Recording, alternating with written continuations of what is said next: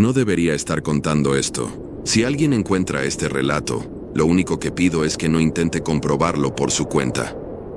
Todo lo que voy a decir puede parecer exagerado, pero hay registros, fechas y personas que pueden confirmar que estuve allí y que fui el único que regresó. Esto ocurrió en la Sierra Gorda de Querétaro, cerca de una comunidad pequeña llamada La Tinaja, un lugar que no aparece en la mayoría de los mapas y donde las fincas se pierden entre cerros, barrancas y caminos de tierra que se borran con la lluvia. Allí, el silencio no es ausencia de sonido, sino algo que pesa, como si el mismo monte estuviera escuchando. Yo llegué por trabajo, debía revisar unos terrenos heredados, medir límites, tomar referencias. Para poder hacerlo, me instalé en una construcción abandonada dentro del mismo terreno. Una casa vieja de piedra, sin electricidad, pero lo suficientemente firme como para pasar unos días. Los primeros días todo tuvo sentido. El viento sonaba como debía, los animales se comportaban con normalidad y los caminos llevaban exactamente a donde tenían que llevar. Tomé notas, como siempre, distancias, puntos de referencia, horarios. Todo encajaba, hasta el cuarto día. Ese fue el momento en que encontré las huellas. No eran de animal, tampoco eran humanas. Eran correctas pero imposibles, como si alguien hubiera intentado imitar la forma de caminar de una persona sin haber visto nunca a una. Al principio pensé que estaba interpretando mal el terreno. El barro puede deformar cualquier marca. Eso tiene lógica. Todo la tiene, si uno insiste lo suficiente. Pero esas huellas no estaban llegando, estaban saliendo. Y venían desde detrás de la casa donde me estaba quedando, hacia el monte cerrado, hacia una zona donde no hay senderos, donde no debería haber nada. Esa fue la primera vez que entendí que el problema no era el lugar, era algo que ya estaba ahí, esperando. No hice nada ese día, o al menos nada fuera de lo normal. Tomé fotografías de las huellas, medí la distancia entre cada marca y anoté la profundidad. Intenté encajarlas dentro de algo lógico, una deformación del terreno, alguien jugando una broma. Incluso pensé en herramientas, moldes quizá. Todo tenía que tener una explicación, pero había un detalle que no encajaba. La distancia entre pasos no era constante. A veces era la de una persona caminando, a veces demasiado larga, como si algo hubiera intentado recordar cómo se camina y se equivocara. Decidí seguir el rastro, no por curiosidad, sino por necesidad. Si iba a quedarme allí varios días, tenía que asegurarme de que no había nadie más en el terreno. Eso también era parte del trabajo. Las huellas se internaban en el monte, atravesando una zona donde la vegetación era más espesa de lo normal. No había senderos, ni marcas de machete, ni señales de paso reciente. Aún así, el rastro seguía claro, demasiado claro, como si hubiera sido hecho para que alguien lo siguiera. Caminé durante casi 20 minutos. El silencio empezó a cambiar. No desapareció, pero se volvió irregular, como si el sonido del entorno llegara con retraso. Mis propios pasos no coincidían del todo con lo que escuchaba. Me detuve, y entonces lo noté. Las huellas ya no iban en una sola dirección. Había más, alrededor de mí. No estaban antes. Lo sé porque revisé el terreno con cuidado mientras avanzaba. Pero ahora estaban ahí, marcadas en el barro, rodeándome en un patrón irregular, como si algo hubiera estado moviéndose a mi alrededor sin que yo lo notara. Sentí por primera vez algo que no pude explicar. No era miedo, era la certeza de que había cometido un error. Di un paso atrás y pisé una huella que no era mía, fresca, exactamente en el lugar donde iba a poner el pie, como si algo hubiera anticipado mi movimiento. No corrí. Eso es importante. Si corres en el monte, te pierdes. Eso es básico. Pero tampoco seguí adelante. Regresé, sin apartar la vista del suelo, sin dejar de escuchar ese desfase extraño entre mis pasos y el sonido. Cuando llegué a la casa, el sol ya estaba bajando, y fue entonces cuando entendí que algo había cambiado. La puerta no estaba como la había dejado, no la había cerrado. Estoy seguro de eso. La dejé apenas apoyada antes de salir. En un lugar así, cerrar completamente no tiene sentido cuando sabes que no hay nadie alrededor. Además, la madera estaba hinchada por la humedad y forzarla solo hacía más ruido del necesario. pero ahora estaba cerrada. Y no solo eso, estaba asegurada desde dentro. Me quedé quieto a unos metros observando. No había marcas nuevas en el suelo frente a la entrada. Ninguna huella que indicara que alguien hubiera entrado antes que yo. Nada que rompiera la lógica que había intentado sostener todo el día. Aún así, la puerta estaba cerrada. Probé algo simple. Rodeé la casa. El terreno detrás era más blando, más húmedo. Si alguien había entrado, debía haber dejado algún rastro allí. No encontré nada. Ni huellas, ni ramas rotas, ni señales de paso. Solo tierra intacta. Demasiado intacta. Regresé a la entrada. Y entonces lo escuché. Un golpe seco. Desde dentro. No fuerte. No violento. Preciso. Como si algo hubiera dejado caer la mano una sola vez contra la pared. Esperé. Pensé en viento, en madera cediendo, en cualquier cosa que pudiera justificarlo. Entonces volvió a sonar. Esta vez 2 golpes, con la misma distancia exacta entre uno y otro. No era aleatorio, no era natural. Me acerqué a la puerta, lentamente, y apoyé la mano sobre la madera, fría.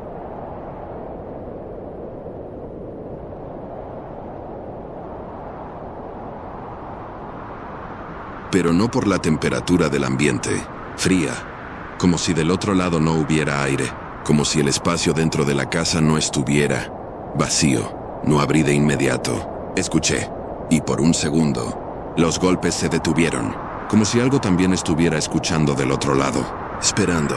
No sé cuánto tiempo estuve así, con la mano apoyada en la puerta, esperando algo que no sabía definir.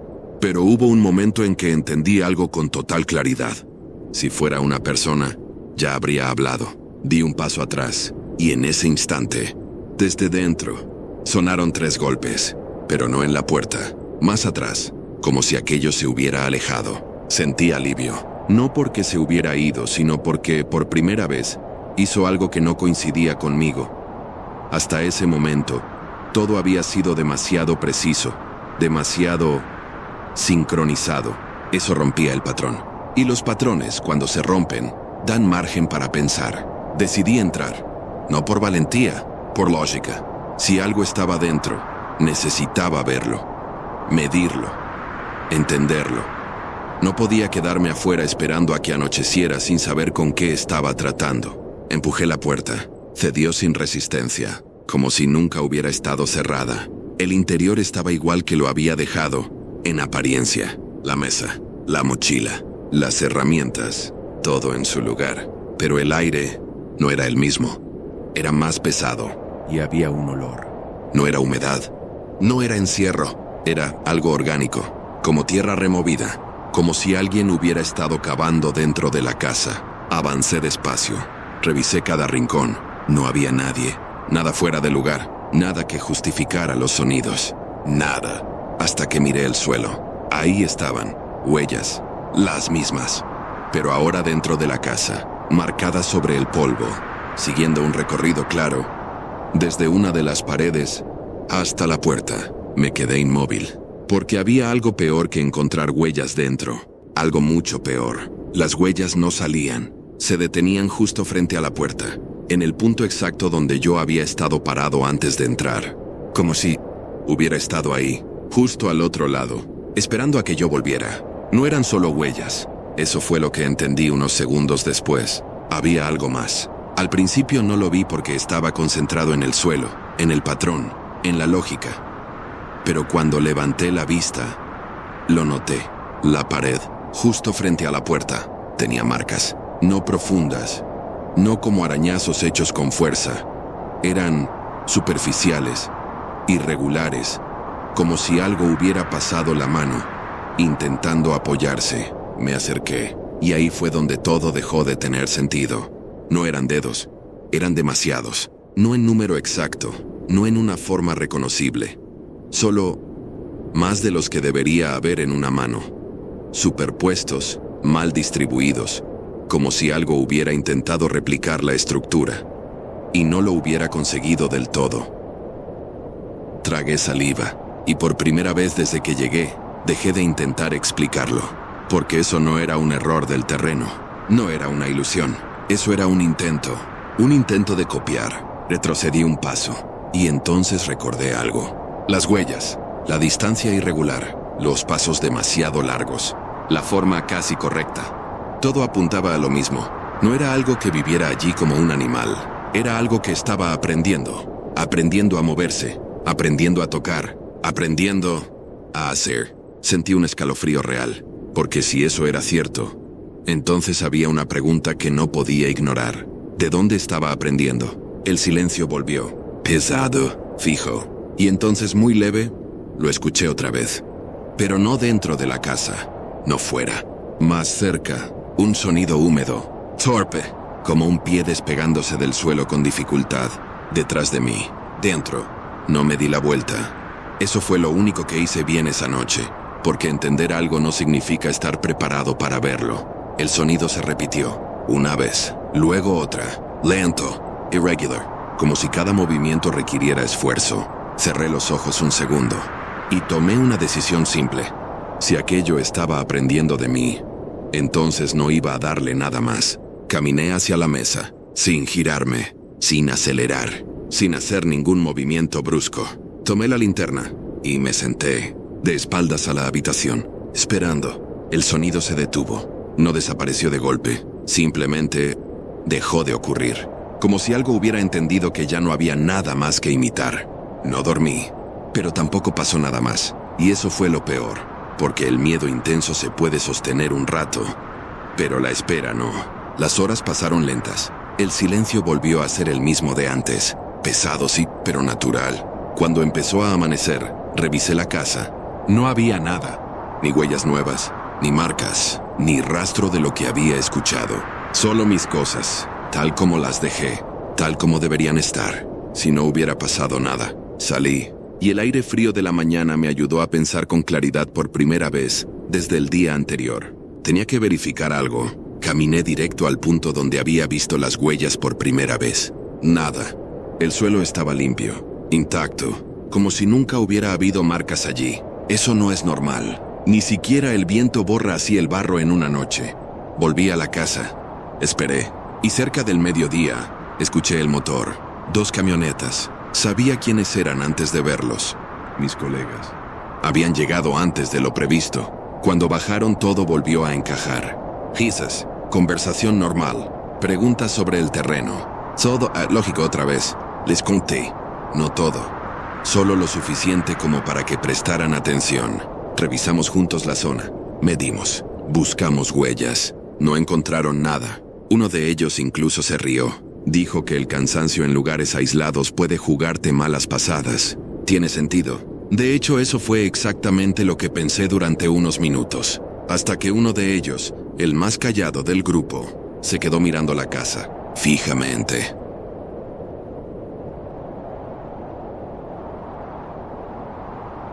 Y dijo algo que ninguno de nosotros supo responder.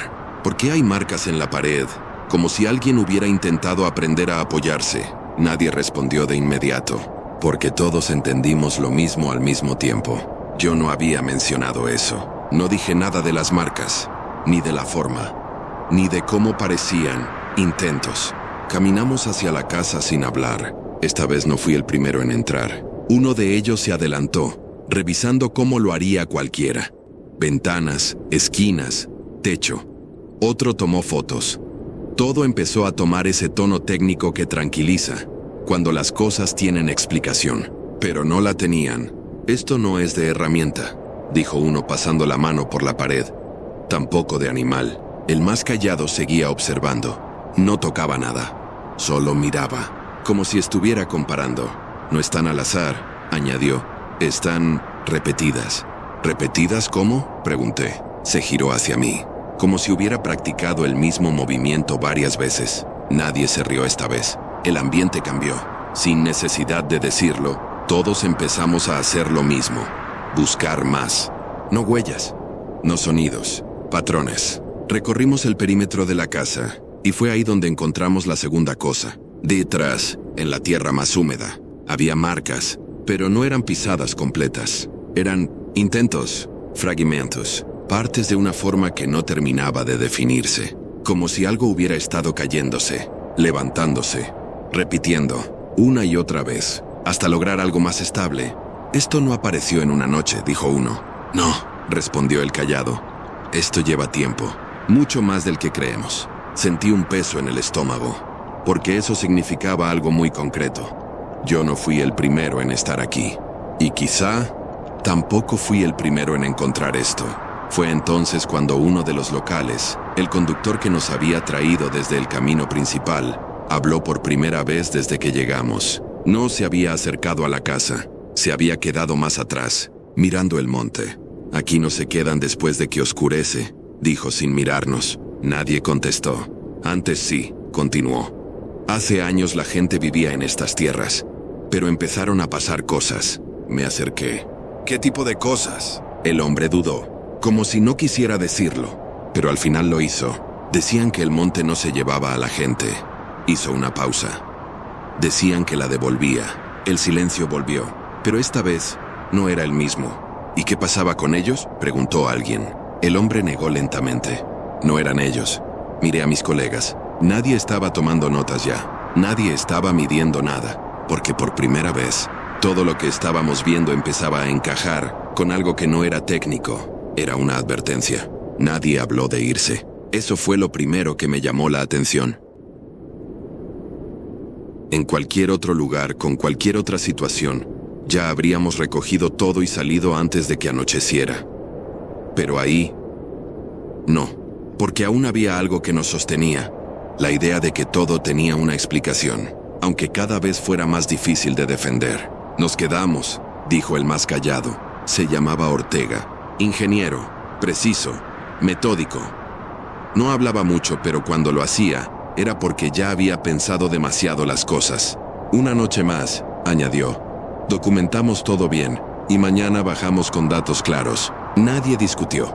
Era justo lo que todos necesitábamos escuchar. Un plan, algo lógico, algo controlable. Preparamos todo antes de que oscureciera. Revisamos herramientas, iluminación, accesos. Incluso marcamos el terreno cercano a la casa, dejando referencias visibles en el suelo para detectar cualquier cambio durante la noche. Todo correcto, todo medido, todo inútil, porque cuando cayó la noche, el monte cambió. No de forma evidente, no hubo ruidos fuertes ni movimientos bruscos. Fue algo más sutil, el sonido. Los insectos desaparecieron, el viento dejó de sentirse, y el silencio se volvió total. ¿Escuchan eso?, preguntó uno. No hay nada, respondí. Exacto. Nos quedamos dentro de la casa. 4 de nosotros. El conductor no quiso entrar. Se quedó en las camionetas. Dijo que prefería vigilar desde fuera. Nadie insistió. Ortega organizó turnos. Observación. Registro. Todo como si estuviéramos en un procedimiento normal. Hasta que ocurrió lo primero. Uno de los marcadores que habíamos dejado fuera se movió. No lo vimos. Lo escuchamos. Un arrastre-lève. Lento. Como si algo lo empujara, sin fuerza suficiente para hacerlo de una sola vez. Salimos con linternas. El marcador estaba a unos centímetros de su posición original. El suelo no mostraba huellas nuevas, nada alrededor. El terreno cede, dijo alguien.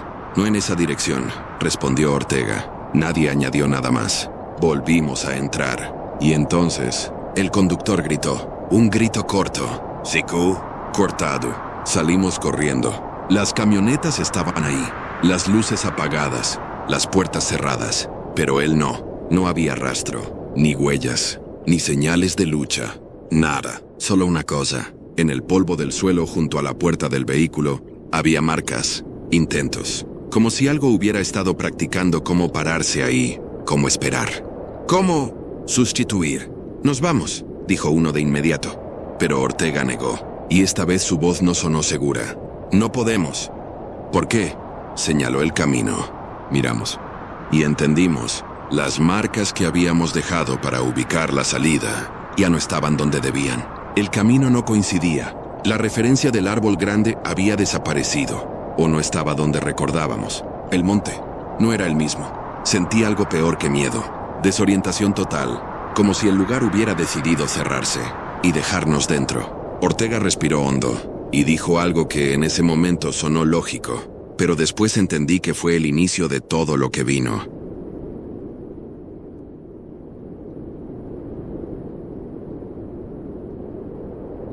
Si no podemos salir, entonces tenemos que entender cómo funciona esto. Porque no nos está atacando, nos está estudiando. Y en ese momento, desde el interior de la casa, algo golpeó la pared, una vez, con precisión, como si acabara de aprender dónde estábamos. Nadie se movió durante unos segundos. El golpe dentro de la casa no se repitió, pero ya no hacía falta. Todos lo habíamos escuchado, y todos entendimos lo mismo. Ya no estaba afuera. Falta uno, dijo alguien en voz baja. Lo sabíamos, pero decirlo en voz alta lo volvió real. 4 habíamos salido, 3 estábamos ahí. El otro, no. Miramos hacia el monte, oscuro, cerrado, silencioso. No podemos meternos ahí, dijo uno. Es peor. Si nos desorientamos, perdemos todo punto de referencia. Tenía razón. Era lo más lógico. En ese momento el mayor peligro parecía ser perderse, caer en una barranca, no encontrar el camino de regreso. Todo lo que una mente racional puede aceptar. Ortega no respondió de inmediato. Miraba fijamente hacia donde había desaparecido, pensando, midiendo, como siempre. 10 minutos, dijo al final. Solo hasta donde aún tengamos referencia visual de la casa. No es buena idea.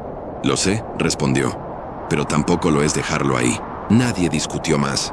Tomamos linternas, marcamos el punto de salida y avanzamos. El monte no se sentía igual. No era solo oscuridad, era profundidad.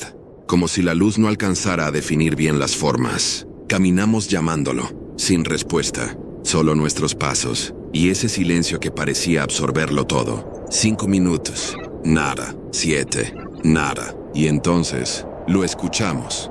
Aquí. La voz era él, sin duda. Demasiado clara, demasiado cerca. Estoy aquí. Giramos las luces hacia el sonido.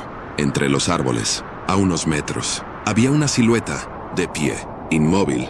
¡No se muevan!, gritó. Creo que me torcí el pie. El alivio fue inmediato, automático. Uno de nosotros dio un paso al frente. Ortega lo detuvo. Espera. ¿Qué? No se ha movido. Miramos de nuevo. Era cierto. La silueta seguía exactamente igual. Ni un cambio de postura. Ni un gesto. Nada. Vengan, volvió a decir. Misma voz, mismo tono, misma distancia. Ortega apretó la linterna. Dime, gritó. ¿Qué estabas haciendo antes de salir? Silencio. 1 segundo. 2. Y entonces la voz respondió. Revisando las marcas. Correcto. Pero algo no estaba bien. ¿Qué marcas?, preguntó Ortega. Otra pausa, más larga, y la respuesta llegó, ligeramente tarde. Las de la pared. Ortega negó despacio. No. Y en ese momento lo entendí. Nosotros nunca dijimos eso en voz alta. Nadie fuera de la casa podía saberlo. La silueta dio un paso. Torpe, irregular, como si no supiera exactamente cómo hacerlo. Soy yo, insistió, pero ya no sonaba igual. Había algo desfasado, como si la voz se acomodara sobre algo que no encajaba del todo. Sentí el instinto de correr, no hacia él, hacia atrás. Nos vamos, dijo Ortega. Nadie dudó esta vez. Retrocedimos, sin girarnos del todo, sin perderlo de vista. La silueta dio otro paso, luego otro. Ajustando, corrigiendo, aprendiendo, y entonces hizo algo peor que avanzar. Sonrió, pero no como una persona. La forma no era correcta, demasiado amplia, demasiado tensa, como si no entendiera del todo cómo funciona. Corrimos, y esta vez sí, sin pensar en perderse, sin pensar en lógica, porque por fin entendimos algo fundamental. Lo peor no era desaparecer en ese lugar. Lo peor era que algo te encontrara primero. No sé en qué momento dejó de ser un golpe y empezó a ser otra cosa, porque ya no era solo la puerta, era toda la casa. Pequeños sonidos, en las paredes, en el techo, en el suelo, como si estuviera probando diferentes formas, diferentes puntos, aprendiendo por dónde sí y por dónde no. No hagas ruido, susurró Ortega, pero ya era tarde. Uno de ellos retrocedió y pisó una de las tablas sueltas del suelo. El crujido fue mínimo, casi nada, pero suficiente. Todo se detuvo. De golpe, silencio absoluto. Y entonces, algo respondió, desde dentro. Debajo, un golpe seco, justo bajo nuestros pies. Todos saltamos hacia atrás. La madera vibró, y por un segundo, Sentí que algo había golpeado desde abajo, intentando calcular la distancia. «No puede estar ahí», dijo uno. Pero nadie le creyó, porque volvió a pasar, más preciso, más cerca. Como si supiera exactamente dónde estábamos parados. Retrocedimos, sin coordinarnos, sin pensar. Y en ese momento, la tabla cedió, no se rompió de golpe, se hundió, lento. Como si algo la estuviera empujando desde abajo, como si estuviera subiendo. «¡Atrás!», gritó Ortega, pero uno no alcanzó. Su pierna cayó, hasta la rodilla, y entonces gritó, un grito real, de dolor, pero no porque se hubiera golpeado, sino porque algo lo había tocado. Intentamos sacarlo, entre dos, chirando, pero no era resistencia normal, no era que estuviera atrapado, era como si algo lo sujetara y tirara hacia abajo. «¡Suéltame!», gritaba, «¡suéltame!». Y entonces lo escuché, debajo, muy cerca, imitándolo, su voz, pero mal, desfasada. «Suéltame». Se me heló todo el cuerpo, porque no lo estaba copiando desde afuera, lo estaba copiando desde donde lo tenía agarrado. Tiramos más fuerte. Ortega gritó que no lo soltáramos. Pero entonces, la voz de abajo cambió, se corrigió, se volvió más parecida, más limpia. «¡Suéltame!». Exactamente igual. Y en ese momento, el que estaba atrapado dejó de gritar. De golpe, silencio. Total. Lo miré. Y nunca voy a olvidar eso. Porque su cara ya no estaba reaccionando. No estaba luchando. Solo estaba mirando hacia abajo. Como si estuviera escuchando algo. Muy cerca. Muy despacio. Y entonces, sonrió. No como antes. No torpe. No mal hecha. Correcta. Demasiado correcta. Ortega lo soltó primero. Yo después. No fue una decisión. Fue instinto. Porque en ese momento entendimos algo peor que todo lo anterior. Ya no estaba aprendiendo desde afuera. Ya había aprendido desde dentro. La tabla terminó de hundirse. Y se lo llevó. Sin ruido. Sin resistencia. Como si nunca hubiera estado ahí. Nadie habló. Nadie se movió. Y entonces, desde abajo, se escuchó su voz. Perfecta. Clara. Sin errores. Ahora sí. Nadie lo hizo. Porque ya no era solo lo que habíamos visto. Era lo que habíamos entendido. Eso no estaba copiando una forma. Estaba copiando todo. Ortega fue el primero en hablar. Pero su voz ya no era la misma. No es una cosa, dijo. Es un proceso. Nadie respondió. Porque abajo, algo se movía, no subiendo. No todavía, pero sí cambiando. Se escuchaba un sonido húmedo, denso, como si algo estuviera reorganizándose, acomodándose, probando formas. Y entonces lo vimos, por el borde del hueco. Algo asomó, no salió de golpe. Apareció mal. Primero una superficie que parecía piel, luego se tensó y dejó de parecerlo. Se endureció, como piedra. Después se agrietó y se volvió algo más blando, como carne. No tenía forma fija. Era como si no supiera qué ser, pero lo intentaba, una y otra vez. Rápido, demasiado rápido. «Aléjense», dijo Ortega, pero casi sin voz. La cosa subió un poco más. Y entonces entendí lo peor. No estaba eligiendo al azar. Estaba usando referencias. Lo que había visto, lo que había tocado, lo que había aprendido. Un fragmento parecía una mano, con demasiados dedos al inicio, pero se corrigió, se ajustó, se volvió más precisa. Luego cambió otra vez. Se alargó demasiado, se rompió, se reacomodó, como si probara distintas versiones hasta encontrar la correcta. Y en medio de todo eso, apareció un rostro, por un segundo, el de nuestro compañero, perfecto, inmóvil, mirándonos.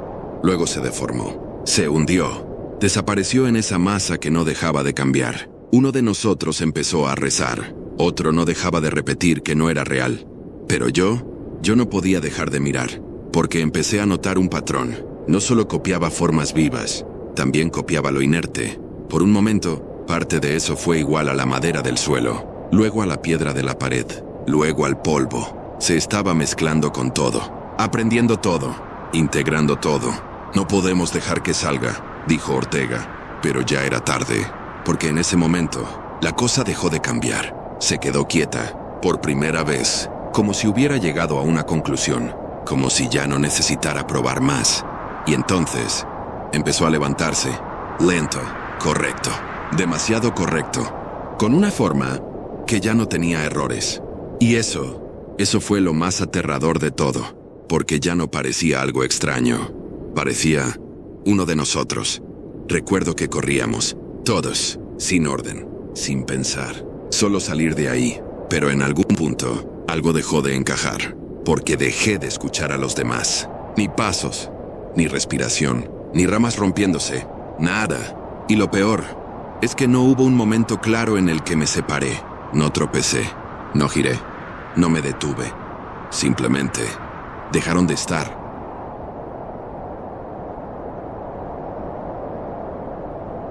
Y cuando me di cuenta, ya estaba solo. Recuerdo que corríamos, todos, sin orden, sin pensar, solo salir de ahí. Pero en algún punto, algo dejó de encajar, porque dejé de escuchar a los demás. Ni pasos, ni respiración, ni ramas rompiéndose, nada.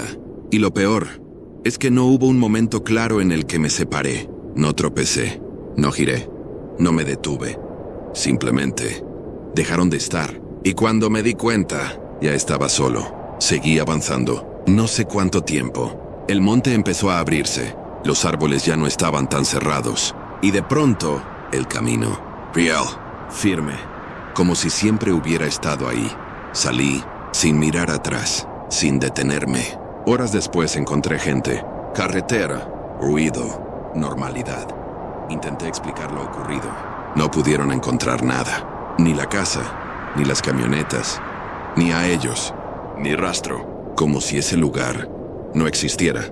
Durante semanas intenté convencerme de que todo tenía una explicación. Cansancio, estrés, desorientación. Pero hay cosas que no se pueden ignorar, porque no se quedan allá. Se vienen contigo. A veces, cuando estoy solo, escucho cosas, no voces, no exactamente. Son repeticiones. Pequeñas, errores, como si algo intentara coincidir conmigo. Golpeo la mesa sin querer, y un segundo después, escucho el mismo golpe, pero no igual, más preciso, más limpio, como si lo estuviera corrigiendo, como si estuviera practicando. Y lo peor, no es eso, lo peor es lo que me pasó hace 3 días. Estaba hablando, normal, y me detuve un segundo, porque sentí algo raro, muy leve, pero suficiente. Mi voz no salió cuando la pensé, salió después, perfecta, exacta, como si alguien la hubiera repetido por mí. Desde entonces, hay momentos en los que dudo, momentos en los que no sé si estoy hablando yo o si ya aprendió lo suficiente. Esto no es una advertencia, es un registro, porque en los pueblos cercanos a esa sierra, la gente ya no habla de desaparecidos, hablan de otra cosa. Dicen que a veces alguien regresa, cansado, callado, normal, demasiado normal, pero que de vez en cuando se queda quieto un segundo antes de responder, como si primero tuviera que aprender cómo hacerlo. Yo no he vuelto y no voy a volver, pero hay algo que no puedo dejar de pensar, algo que me está empezando a preocupar de verdad, porque si todo lo que aprendió, lo aprendió de nosotros, entonces hay una última pregunta que no me deja dormir.